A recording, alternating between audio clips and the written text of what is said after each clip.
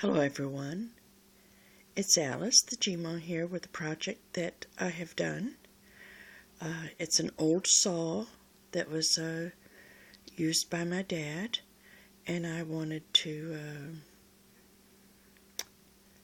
keep the emotional attachment to it and decorate my home with it. I have used One Little Dreamer's